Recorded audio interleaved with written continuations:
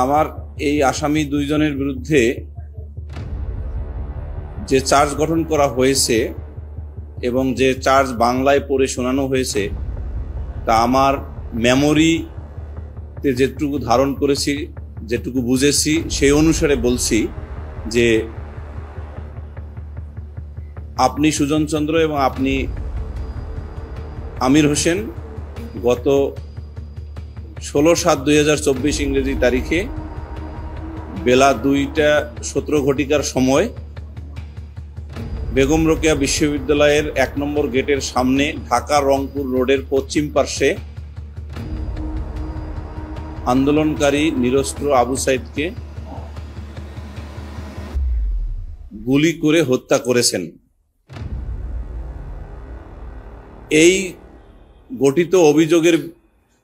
বিপক্ষে আসামিদ্বয় তাদের নির্দোষিতা প্রকাশ করেছেন এবং বলেছেন যে তারা ন্যায় বিচারের স্বার্থে বিচার ক্লেম করেন এবং এই চার্জের পক্ষে প্রসিকিউশন যে সাক্ষ্য উপস্থাপন করবেন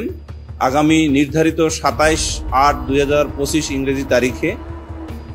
তার বিপক্ষে আসামিদ্বয়ের পক্ষে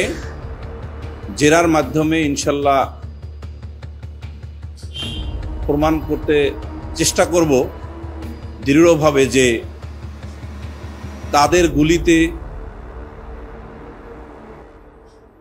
ডিসিস্ট আবু সাইদ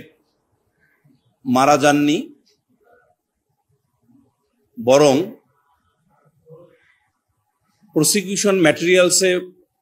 প্রদত্ত যে সুরতাল রিপোর্টে উল্লেখ আছে যে